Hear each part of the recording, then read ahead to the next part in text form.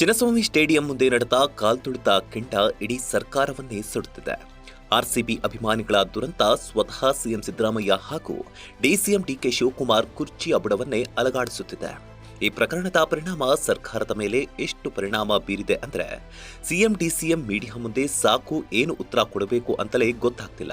ಇಕ್ಕಟ್ಟಿನ ಪರಿಸ್ಥಿತಿ ನಿರ್ಮಾಣವಾಗಿದೆ. ಈ ಎಲ್ಲಾ ಪರಿಸ್ಥಿತಿ ನಡುವೆ ಈಗ ಕ್ಯಾಬಿನೆಟ್ನಲ್ಲಿ ಭಾರಿ ಬದಲಾವಣೆಗೆ ಹೈಕಮಾಂಡ್ ಮುಂದಾಗಿದೆ. ಕೆಲವು ಸಚಿವರಿಗೆ ಕೊಟ್ಟು ಇನ್ನೊಂದಷ್ಟು ಪ್ರಭಾವಿಗಳನ್ನ ಸಂಪುಟಕ್ಕೆ ಸೇರಿಸಿಕೊಳ್ಳಲು ಭರ್ಜರಿ ಪ್ಲಾನ್ ನಡೆದಿದೆ. ಸಂಪುಟ ವಿಸ್ತರಣೆಯಾದ್ರೆ ಯಾರಿಗೆ ಕೋಕ್? ಹೈಕಮಾಂಡ್ನಿಂದ ಯಾರಿಗೆ ಸಿಕ್ತು ಜಾಕ್ಪಾಟ್? ಈಗಾಗಲೇ ಸಿಎಂ ಸಿದ್ದರಾಮಯ್ಯ ಹಾಗೂ ಡಿಸಿಎಂ ಡಿಕೆ ಶಿವಕುಮಾರ್ ದೆಹಲಿಗೆ ತೆರಳಿ ಹೈಕಮಾಂಡ್ ಭೇಟಿಯಾಗಿದ್ದಾರೆ. ಸರ್ಕಾರದ ಡ್ಯಾಮೇಜ್ ಕಂಟ್ರೋಲ್ ಮಾಡುವ ನಿಟ್ಟಿನಲ್ಲಿ ಸಂಪುಟ ಪುನರ್ರಚನೆಗೆ ಹೈಕಮಾಂಡ್ ಚಿಂತನೆ ನಡೆಸಿದೆ ಎನ್ನಲಾಗಿದೆ. ರಾಹುಲ್ ಗಾಂಧಿ ಕೂಡ ಸಂಪುಟ ಪುನರ್ರಚನೆ ಬಗ್ಗೆ ಚರ್ಚೆ ನಡೆಸಿದ್ದಾರೆ ಎನ್ನಲಾಗ್ತಿದೆ.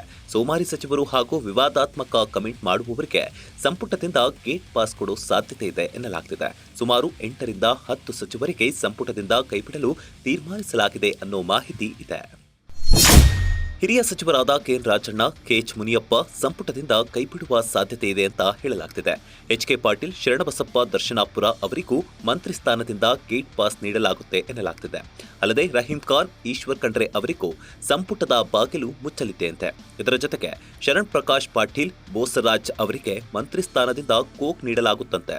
ಕೊನೆಯದಾಗಿ ಹಿರಿಯ ಸಚಿವರಾದ ಡಾಕ್ಟರ್ ಜಿ ಪರಮೇಶ್ವರ್ ಹಾಗೂ ಎಚ್.ಸಿ. ಮಹದೇವಪ್ಪ, ಕೆ ವೆಂಕಟೇಶ್ರನ್ನ ಸಚಿವ ಸ್ಥಾನದಿಂದ ಬಿಡುಗಡೆ ಮಾಡಲಾಗುತ್ತೆ ಅಂತ ಹೇಳಲಾಗ್ತಿದೆ. ಈ ಎಲ್ಲರನ್ನೂ ಮಂತ್ರಿ ಸ್ಥಾನದಿಂದ ಬಿಡುಗಡೆ ಮಾಡಿ ಹೊಸಬರಿಗೆ ಅವಕಾಶ ನೀಡಲು ರಾಜ್ಯ ನಾಯಕರಿಗೆ ಹೈಕಮಾಂಡ್ ಸಂದೇಶ ರವಾನಿಸಿದೆ ಎನ್ನಲಾಗ್ತಿದೆ. ಸಿದ್ದು ಸಂಪುಟ ಸೇರೋ ಹೊಸಬರು ಯಾರು? ಕೆಲಸ ಮಾಡದ ಸಚಿವರನ್ನ ಸಂಪುಟದಿಂದ ತೆಗೆದು ಹೊಸಬರಿಗೆ ಚಾನ್ಸ್ ನೀಡುವಂತೆ ದೆಹಲಿ ಭೇಟಿ ವೇಳೆ ಸಿದ್ದರಾಮಯ್ಯ ಹಾಗೂ ಡಿಕೆಶಿಗೆ ಹೈಕಮಾಂಡ್ ಸೂಚಿಸಿದೆ ಅಂತ ಹೇಳಲಾಗ್ತಿದೆ. ಹಾಗಾದ್ರೆ ಸಿದ್ದು ಸಂಪುಟ ಸೇರುವ ಶಾಸಕರು ಯಾರು ಅನ್ನೋದನ್ನ ಹೇಳ್ತೀವಿ ನೋಡಿ. ವಿಧಾನಸಭೆ ಸ್ಪೀಕರ್ ಆಗಿರುವ ಯುಟಿ ಖಾದರ್ಗೆ ಸಚಿವ ಸ್ಥಾನ ನೀಡುವ ಸಾಧ್ಯತೆ ಇದೆ. ಯೂನಿಯನ್ ಬ್ಯಾಂಕ್ ಭ್ರಷ್ಟಾಚಾರ ಆರೋಪ ಪ್ರಕರಣದಲ್ಲಿ ಮಂತ್ರಿ ಸ್ಥಾನ ಕಳೆದುಕೊಂಡಿರುವ ಬಿ ನಾಗೇಂದ್ರಗೆ ಮತ್ತೆ ಸಂಪುಟದಲ್ಲಿ ಅವಕಾಶ ಕೊಡಬಹುದು ಎನ್ನಲಾಗ್ತಿದೆ. ಅಲ್ಲದೆ ಹಿರಿಯ ಶಾಸಕರಾದ ಟಿಬಿ ಜಯಚಂದ್ರ ಅಥವಾ ಎಚ್ಕೆ ಪಾಟೀಲ್ಗೆ ಸ್ಪೀಕರ್ ಸ್ಥಾನ ಕೊಡಬಹುದು ಅಂತ ಹೇಳಲಾಗ್ತಿದೆ. ಮತ್ತೊಂದೆಡೆ ಬಿಕೆ ಹರಿಪ್ರಸಾದ್ಗೆ ಸಚಿವ ಸ್ಥಾನ ಅಥವಾ ಸಭಾಪತಿ ಸ್ಥಾನ ಸಿಗುವ ನಿರೀಕ್ಷೆ ಇದೆ. ಈಗಾಗಲೇ ಸಚಿವರಾಗಿರುವ ಬೋಸರಾಜ್ ಕೈಬಿಟ್ಟು ಬಿಕೆ ಹರಿಪ್ರಸಾದ್ಗೆ ಅವಕಾಶ ನೀಡಬಹುದು ಎನ್ನಲಾಗ್ತಿದೆ. ಇನ್ನೊಂದು ವಿಶೇಷ ಅಂದ್ರೆ ಕೆಲವು ಸಚಿವರ ಖಾತೆಗಳು ಬದಲಾಗುವುದು ಕನ್ಫರ್ಮ್ ಅನ್ನೋ ಮಾಹಿತಿ ಹೊರಬಿದ್ದಿದೆ. ಮಂತ್ರಿ ಸ್ಥಾನದಿಂದ ಗೇಟ್ ಪಾಸ್ ನೀಡದೆ ಇದ್ರೆ ಸಚಿವರಾದ ಪರಮೇಶ್ವರ್, ರಾಮಲಿಂಗಾರೆಡ್ಡಿ, ದಿನೇಶ್ ಗುಂಡೂರಾವ್, ಎಂಬಿ ಪಾಟೀಲ್ ಸೇರಿದಂತೆ ಇಲಾಖೆಗಳಲ್ಲಿ ಮಹತ್ವದ ಸಾಧನೆ ಮಾಡಿದ ಸಚಿವರಿಗೆ ಖಾತೆ ಬದಲಾವಣೆ ಮಾಡಲು ಹೈಕಮಾಂಡ್ ಸೂಚಿಸಿದೆ ಅಂತ ವಿಶ್ಲೇಷಣೆ ಮಾಡಲಾಗುತ್ತಿದೆ.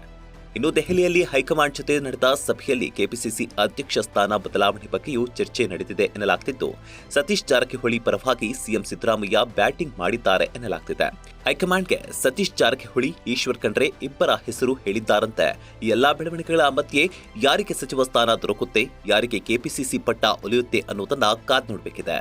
Bureau report, Boss TV Kannada. Latest ಹಾಗೂ ಇಂಟ್ರೆಸ್ಟಿಂಗ್ ಸುದ್ದಿಗಳಿಗಾಗಿ ಬಾಸ್ ಟಿವಿ ಕನ್ನಡ ಚಾನೆಲ್ನ ಸಬ್ಸ್ಕ್ರೈಬ್ ಮಾಡಿ. ಹಾಗೆಯೇ ಬೆಲ್ ಐಕಾನ್ ಪ್ರೆಸ್ ಮಾಡಿ. ಇದರ ಜೊತೆಗೆ ಫೇಸ್ಬುಕ್, ಇನ್ಸ್ಟಾಗ್ರಾಮ್, ಎಕ್ಸ್ನಲ್ಲೂ ಮಿಸ್ ಮಾಡದೆ ಫಾಲೋ ಮಾಡಿ.